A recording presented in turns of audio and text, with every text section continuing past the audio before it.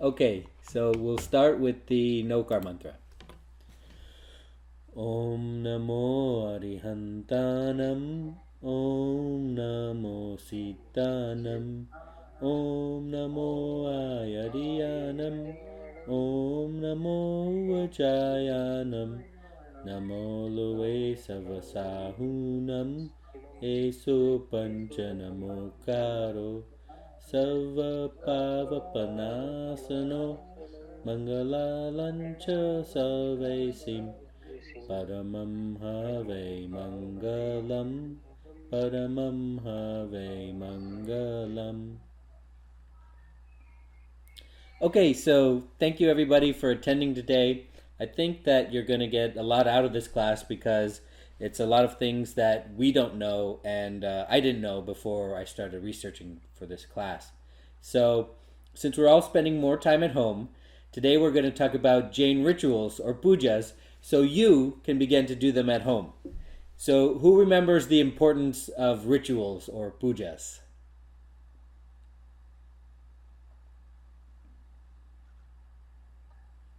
Are you talking about the like a Bhav Puja or Samaik or what kind of puja are you referring to? So, puja with sandalwood paste, puja with flowers and sweets, those kinds of puja with incense, those types.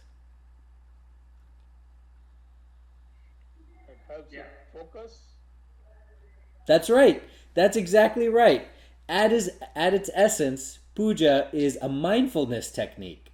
That is, puja is the physical manifestation of prayer that's easier to do than just mental prayer because the physical movements prevent our mind from wandering. So, puja allows us to do prayer for an hour, while I bet most of us could not sit down and pray or meditate for an hour without our mind becoming lost in irrelevant thoughts and unable to return to what we were thinking about.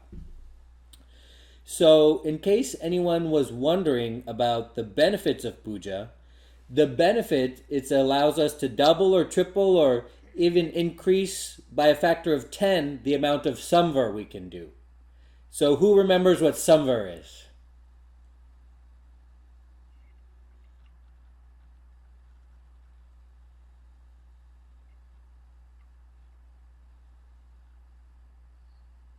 Is it doing good stuff to reduce our karma? Samvar is the blocking of karma, so reducing our karma. That's right. So it's performing actions that block the karma that binds to our soul. So what I'm telling you is that you absolutely need puja in your life because if for some reason you haven't gotten into it, or heaven forbid you look down on it or look down on the people that do puja, you need it because it supercharges your ability to do samvar. So let's talk about the different types of puja.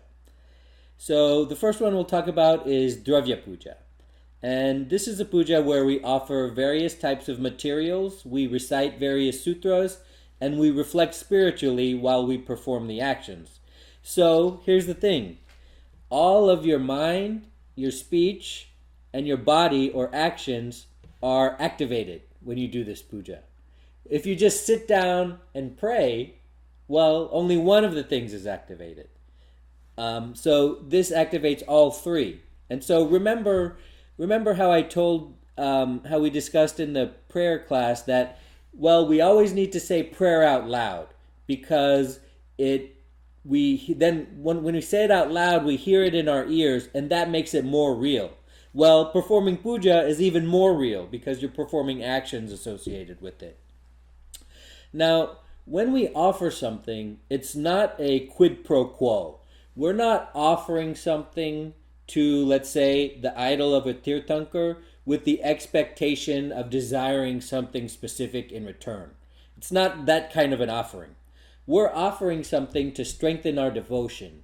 And what we offer symbolizes what we're supposed to think about when we do the puja. That is, remember, it's a mindfulness technique. So when we see what we're offering or when we hear it, then we're supposed to think about those symbols. And that's a majority of what we're going to discuss today is that symbolism. Because I think a lot of people don't know. And I think the people that do know forget it because they perform the puja so fast that there's no way they can be thinking about the symbols of the puja.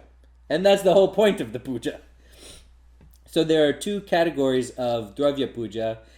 Anga Puja, which is anointing the different parts of the idol of a Tirthankar with water, sandalwood, and flowers while reciting a sutra.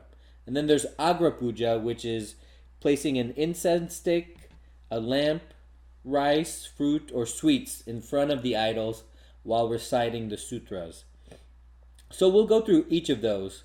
There's another type, Bhava Puja, which is just reflection on the qualities of a Tirthankar. And you're supposed to be doing that when you perform pujas anyway. So as we discussed, the puja materials are flowers, water, flame, and fruits.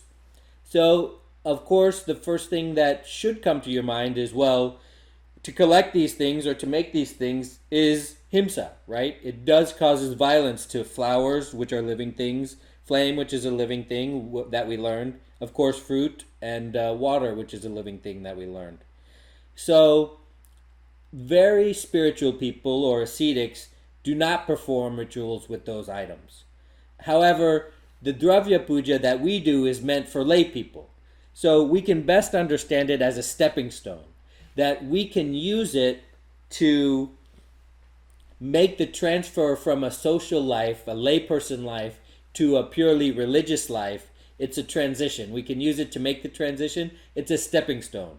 Once you don't need it anymore, it's important that you don't use these items anymore. But of course, we're all lay people at the temple, and so that's why at the temple we see everybody using these items, even though it is hinsa to use these items.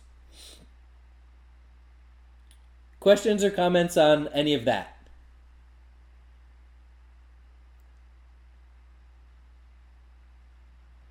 Okay, so let's get right into it. So we'll be talking about Ashta Prakari Puja, which means the eightfold worship. So we're going to talk about puja with 8 types of items or offerings.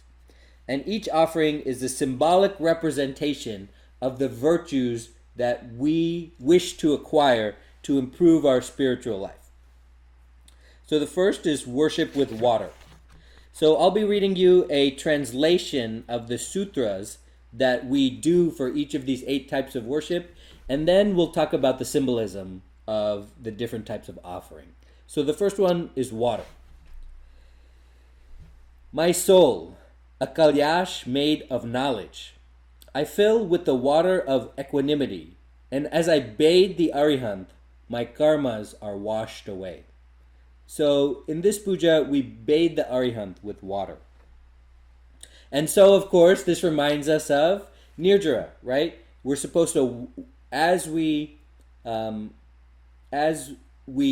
the Arihant, we're supposed to be reminded that our life, the purpose of our life, the benefit of being born human is to perform Nirjara and wash away our own karma.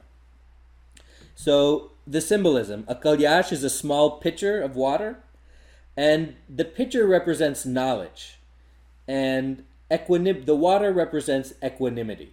So as I bathe the idol of the Arihant, I pray that the impurities of my own karma are washed away from my soul. That is, the knowledge or the water that I have, I use the knowledge that I have to perform Nirjara.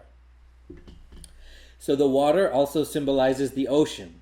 That is, every living being continuously travels through the ocean of birth, life, and death.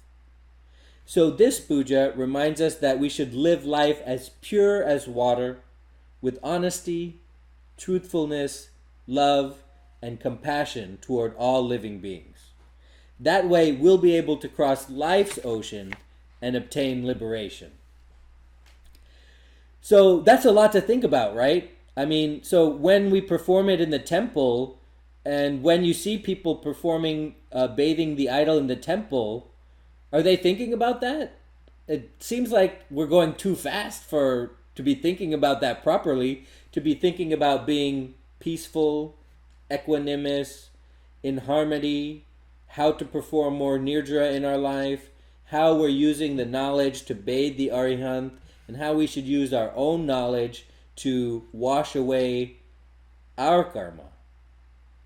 I mean, it's very beautiful, it's very powerful language, but are we thinking about that when we perform it? So this puja might easily take you, 5 to 10 minutes, and a lot of us can't even, meditate for 10 minutes.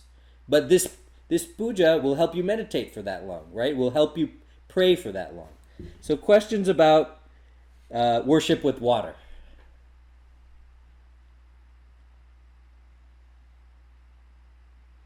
Okay, let's go into the next one.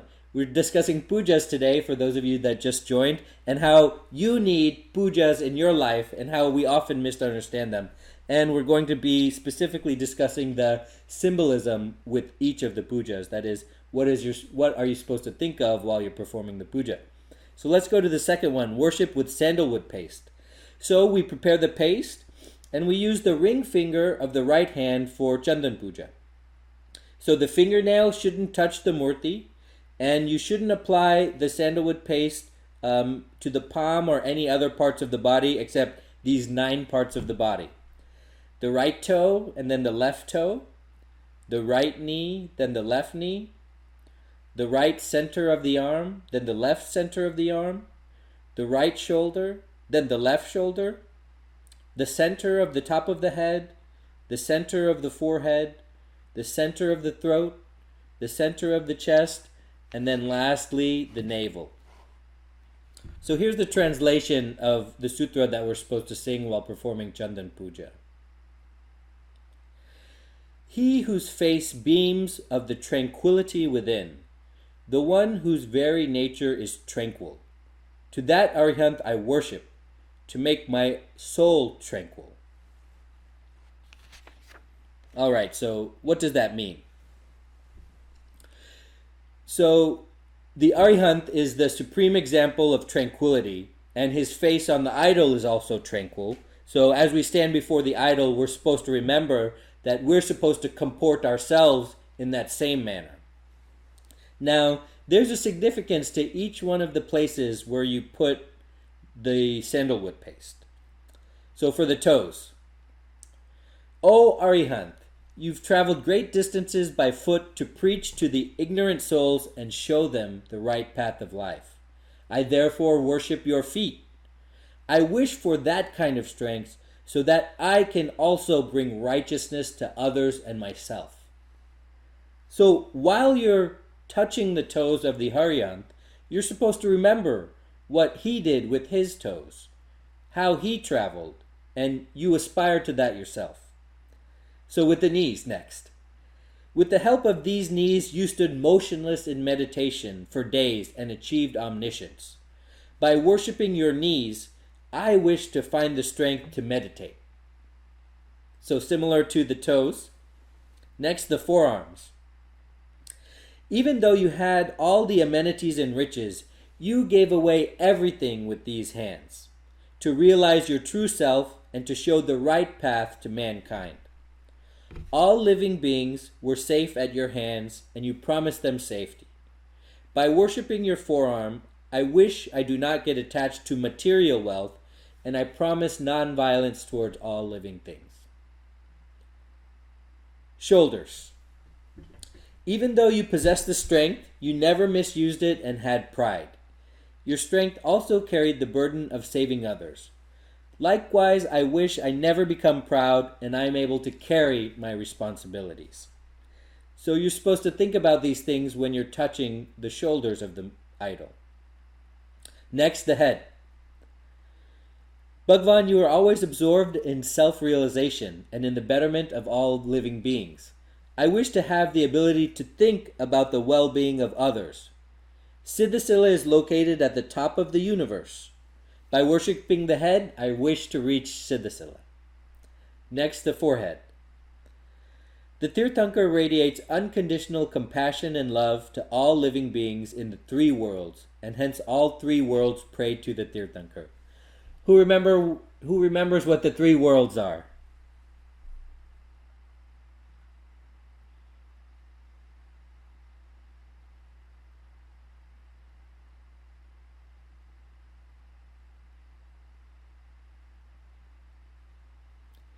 Okay, the three worlds are the heavenly world, the hellish world, and the world in which we live in, which lies in between those.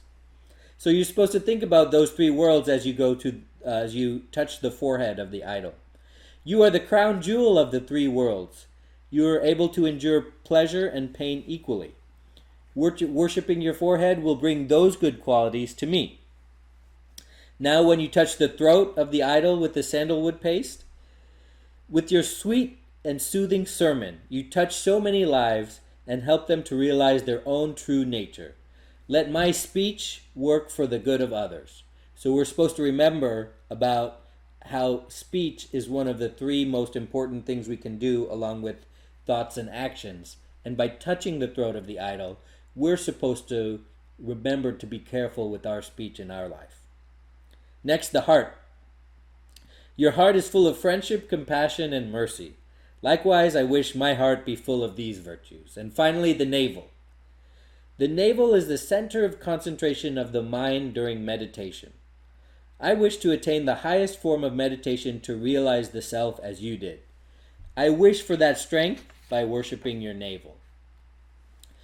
So you can see how this puja could easily take you 10 minutes, 15 minutes, if you thought about these things and you thought about how they applied to your life. But when we do them, it doesn't take that long. It takes a minute because we perform the actions, which is great, but we don't reflect on these things when we perform the puja. And so, okay, let's say this is only the second one we've talked about, right? We've talked about water and we've talked about sandalwood paste. So that could be 20 minutes, 25 minutes right there. I mean, I can't sit and meditate for 25 minutes without some other thought or without losing myself in a train of thought that I wasn't supposed to be on and then recentering myself. I mean, I don't think that most of us can. So we talked about 2 out of the 8, and that's 20 minutes right there. So when I say that you can do 10 times the samvar you're doing right now, that's not an exaggeration. That's not hyperbole. You can do 10 times the samvar you're doing right now in your life every day. And what will help you do that? It's puja, which most of us consider an afterthought, or most of us consider something for other people. But I'm trying to tell you that you need puja in your life right now. And so hopefully after we get done discussing this, you'll set up a little station in your house since we're home a lot, and you'll try these things, and you'll try to meditate on these things, and you'll try to do these pujas and think about these things while we do them. And we can each better our life in that respect. So questions about puja with sandalwood paste?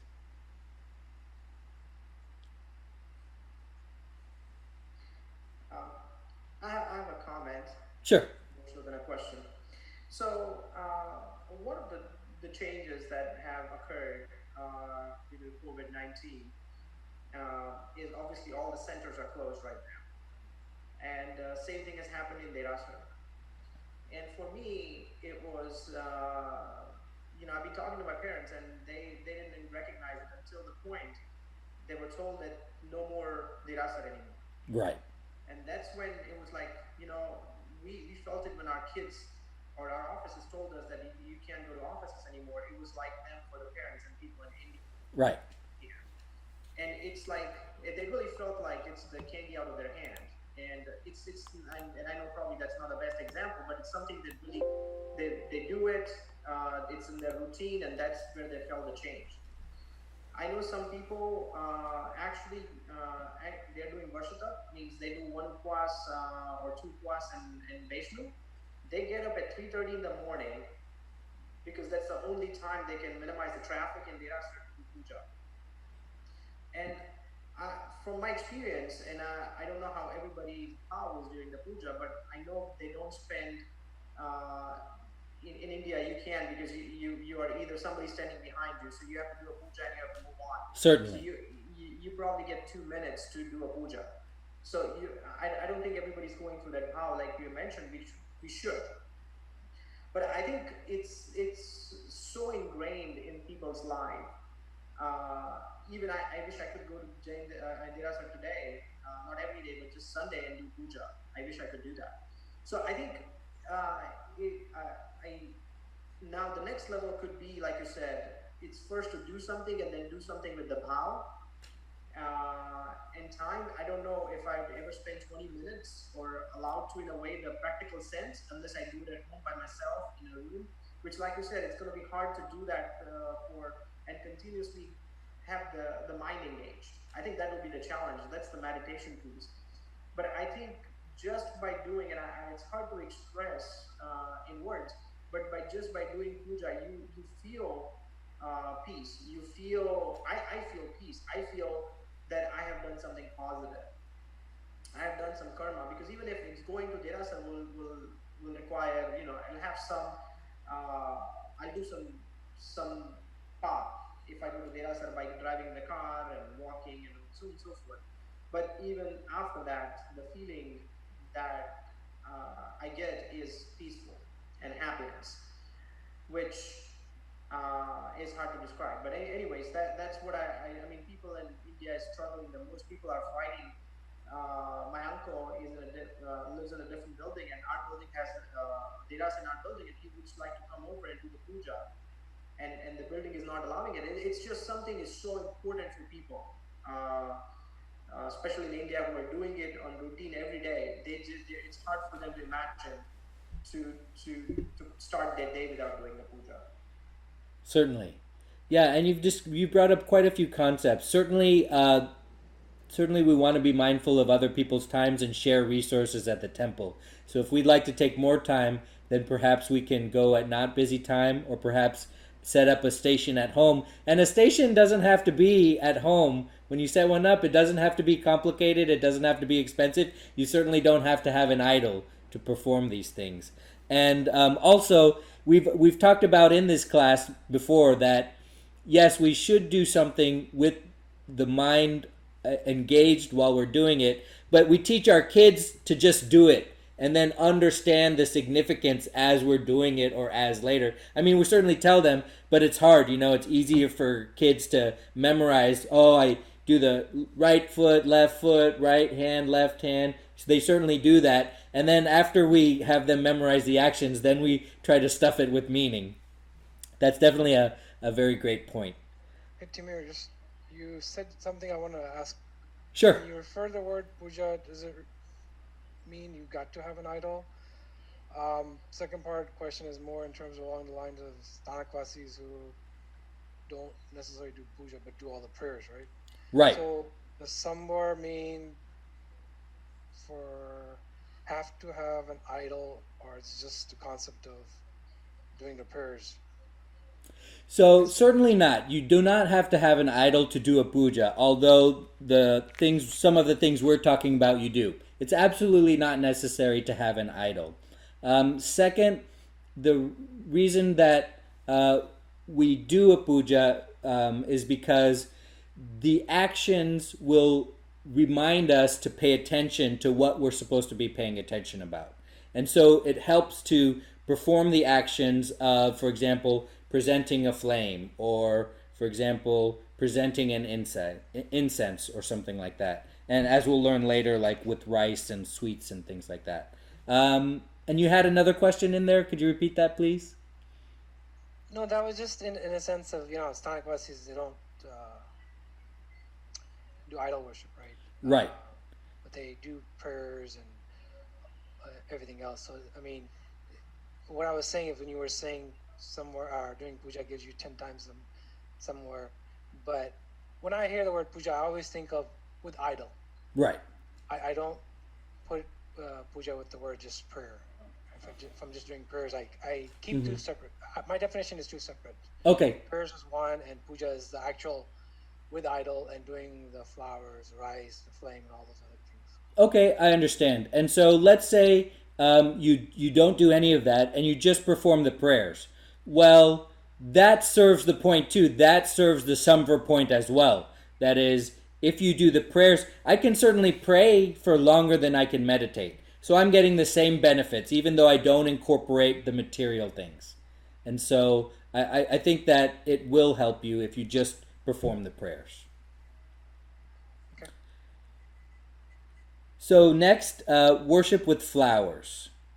So here's the translation of the sutra that we say when we worship with flowers. Perfumed, a flower in full bloom I hold. For this puja, which destroys the misery of birth, just as a bee hovers around the flower, to be around you always, I ask that samyattva be imprinted upon me. So what is the symbolism of the flower? We should live our life like flowers full of love and compassion toward all living beings. By offering fragrant and unbroken flowers to the Arihant, we reflect upon living our life like a flower. The flower symbolizes conduct. Our conduct should be like a flower, which provides fragrance and beauty to all living beings without discrimination.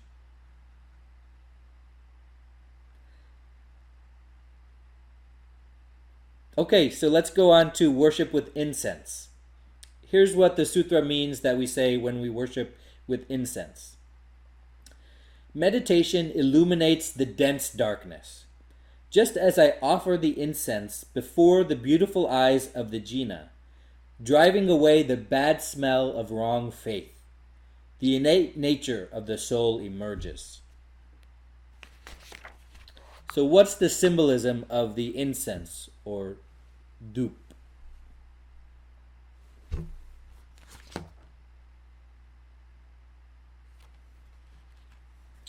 By placing the dup on the left side of the idol, we initiate upward meditation to destroy the bad odor of mityattva or false faith and manifest our pure soul.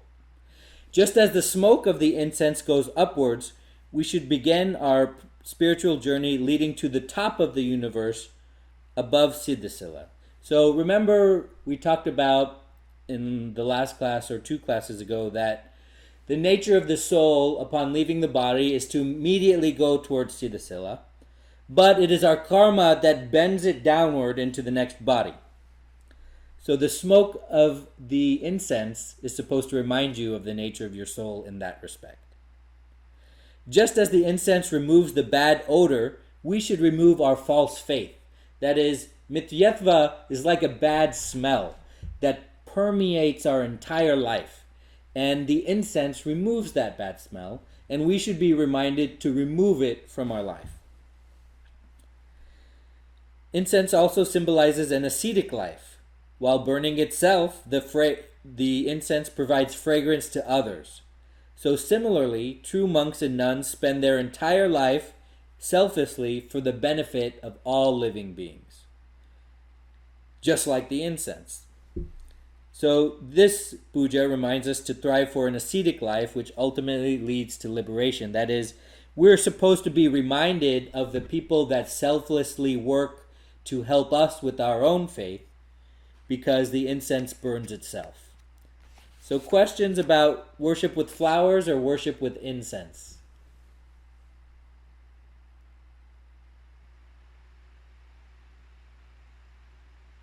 Okay, let's move to the next one. Yes. I have a question on flower. It comes up often, or it has, that, if we do flower puja, is it more harm because you are plucking the flower? Isn't that a hinsa? Absolutely. Yes, it is hinsa, and yes, you should stop doing it whenever you feel comfortable that you know the meaning of the puja and that you will continue to do it. We perform himsa as a stepping stone towards a more religious life. And when you're comfortable getting rid of it because you're worried about the himsa that you're doing in using the flowers, you should absolutely get rid of it. Other questions? Yeah, that's good. Okay, great. Other questions about using flowers or incense? So on your question on the flowers, what if they're already petals that fell off? You're not necessarily plucking them. Well, that's certainly better, right? That is exactly what the story of the men and the mango trees are. Who knows the stories of the men and the mango trees?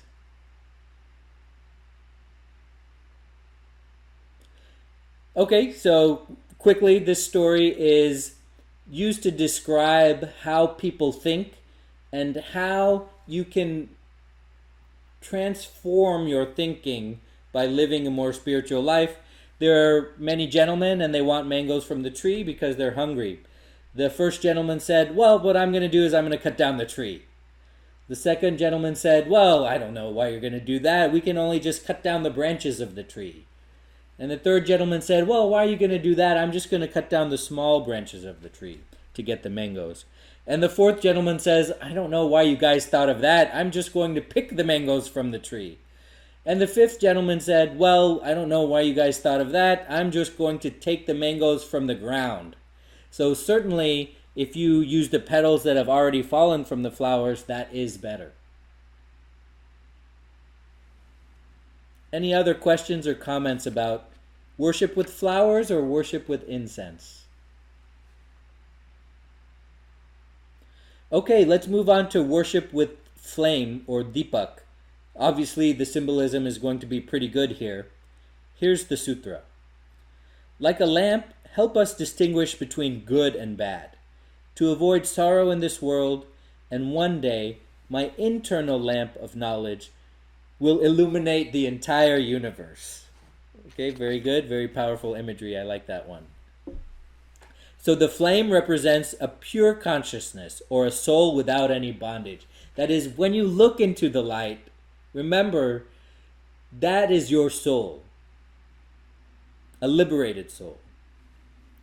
When we light the lamp in the right manner, our miseries get destroyed, and as a result, we get knowledge in the form of Kevalgyan, which illuminates the entire universe. That is, your soul, remember the characteristic of your soul is to have Kevalgyan, and that Kevalgyan, like a light, illuminates everything.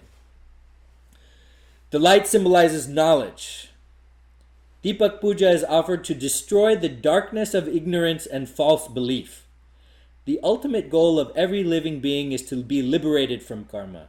And to be liberated, one needs to be free from all vices such as anger, greed, ego, deceit, attachment, hatred, and lust. And by doing this puja, we should strive to follow the 5 great vows: non-violence, non-lying, non-stealing, non-attachment, and celibacy. Ultimately, proper conduct coupled with right faith and knowledge will lead to liberation. So, I mean, what I just described to you is basically all of Jainism, right? So, you're supposed to think about all of Jainism when you do this puja with the flame. So there's quite a bit to think about, and I think that's one of the reasons that this flame puja is the most popular and it's the easiest to perform. Okay, let's go to worship with rice. Here's the translation of the sutra. Pure, unbroken akshat I hold, and draw this large Nandavarta in the presence of my Lord. I wish all my worldliness will destroy indefinitely. So akshat means rice. And the symbolism of the rice is, by offering pure and unbroken rice grains in the form of Nandavarta, we meditate in front of the Arihant, keeping all of our worldly attachments away. So, okay, we're specifically talking about attachments here, as opposed to the flame one when really we were talking about everything. The rice grain without the husk, called akshat, is a kind of grain that does not germinate. One cannot grow rice plants by seeding akshat. It symbolizes the last birth. By doing this puja, we should strive that this life be our last life, and that we will be liberated and not born again. That is, remember, before liberation, the last life is always a human life. And that might mean it's this life for you. And that might mean you're very close to your goal. And all you need to do is to work a little bit harder at Nirjara to achieve your goal in this life. So questions or comments about worship with rice or worship with flame?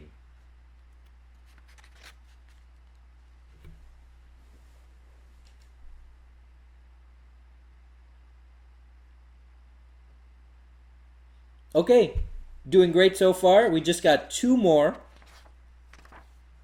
Worship with sweets. Here's the translation of the sutra. Many a times I have gone hungry.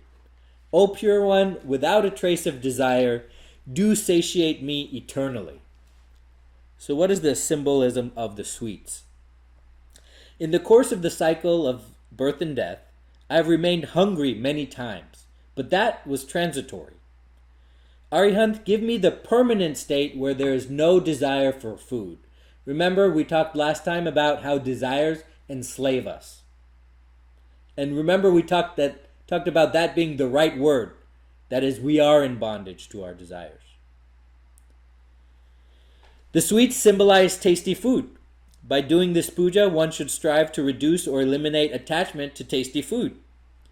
Healthy food is essential for survival. However, one should not live to eat tasty foods. Remember when we sponsored lunch? That was our message. That food should be fuel. Food should be the energy that you need. It shouldn't be about pleasing the tongue. The ultimate aim in one's life is to attain a state where no food is essential for one's existence. And that life is liberation. The souls that reside in moksha forever.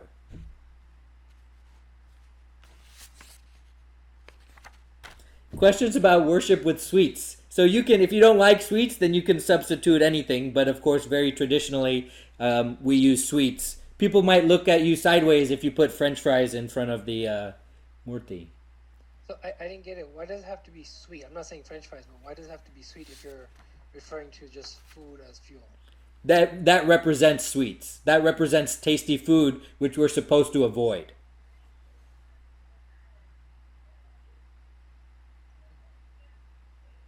Did that answer your question?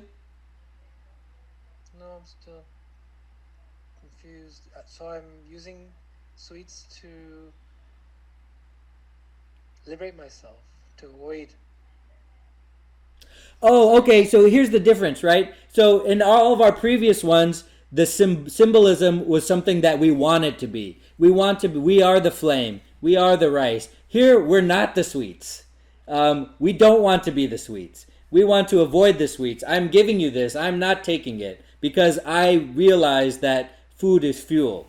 And so the symbolism is not a positive symbolism, but maybe in your mind you can think of it like a negative symbolism. That's how this one is different. Okay. Any other questions about worship with sweets? Okay, so thank you everybody for playing along here. We are on our last one, worship with fruits. Here's the translation. Just as Indra and other devas, out of their extreme love for you, I bring along fruits to worship. Upon meeting you, O Supreme Soul, I renounce worldly aspirations and desire only moksha as the fruit of all my actions. So here's the symbolism of the fruit. Heavenly gods bring fruits with devotion and request for their liberation, the ultimate fruit. So I don't know, I disagree with this. We just talked about at the beginning, right? We're not offering something with some specific request. We're just showing the symbolism, and we're thinking about the symbolism. Fruit is a symbol of moksha, or liberation. If we live our life without any attachment to worldly affairs, continue to perform our duties without any expectation of rewards, truly follow an ascetic life, have love and compassion toward all living beings, we will attain the fruit of liberation. This last puja symbolizes the ultimate achievement in our life. The main purpose of the puja is that by reciting the virtues of the Tirthankar, we remind ourselves that we also have the same virtues, because just like there is a soul in the Tirthankar, that same type of soul is within me. That is a soul with the same characteristics. And by taking the path of the Tirthankars, we can also achieve nirvana.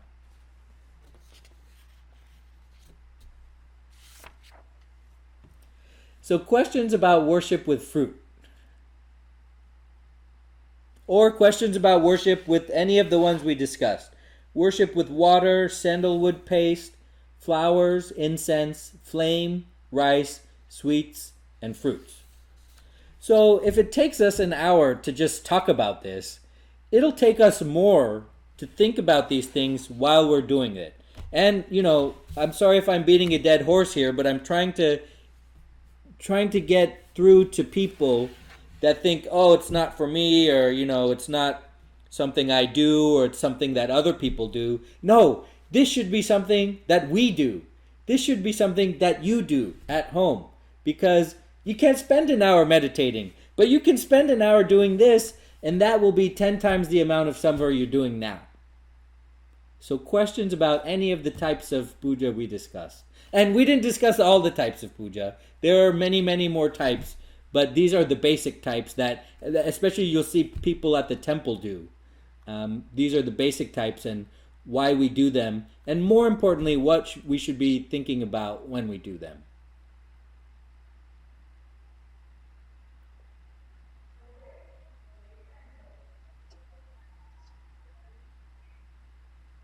So Timur,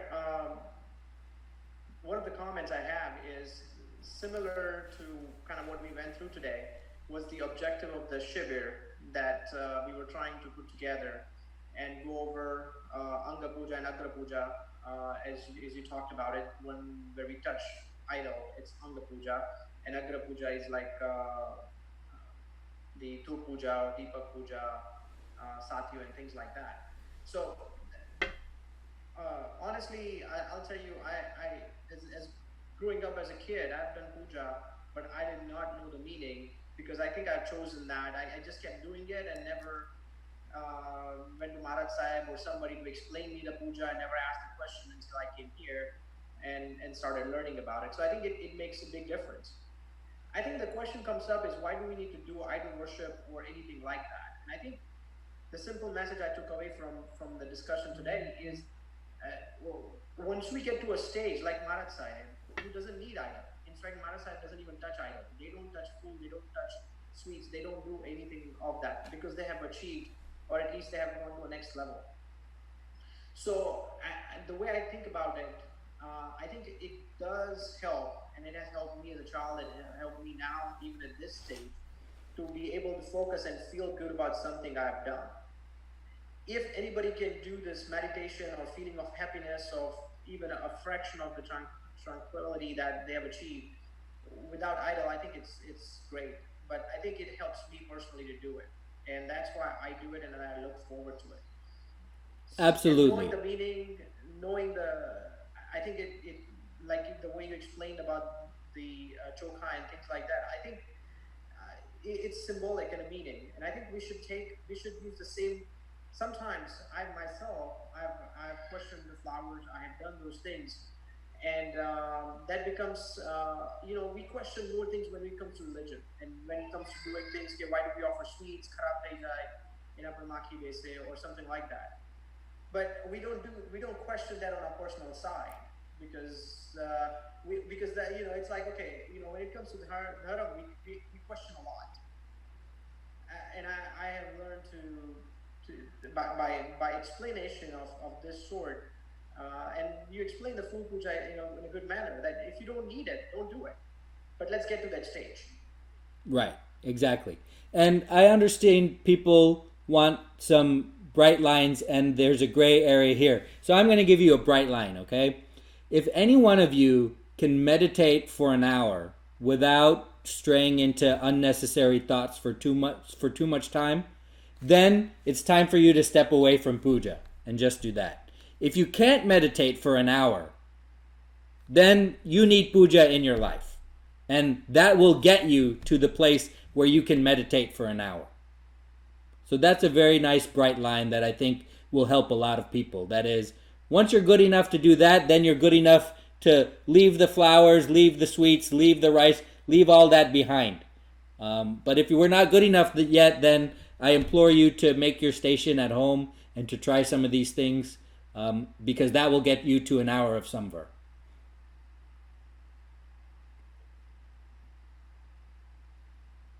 Any other questions or comments? No, I think it was an excellent discussion today. Just talking about this and putting things in perspective and the way you concluded it. I think it makes sense. So thanks for that. Okay. Thanks everybody for coming today. I really appreciate that. And we'll see you next time. Thank you. Thank you. Thank you. Thank you.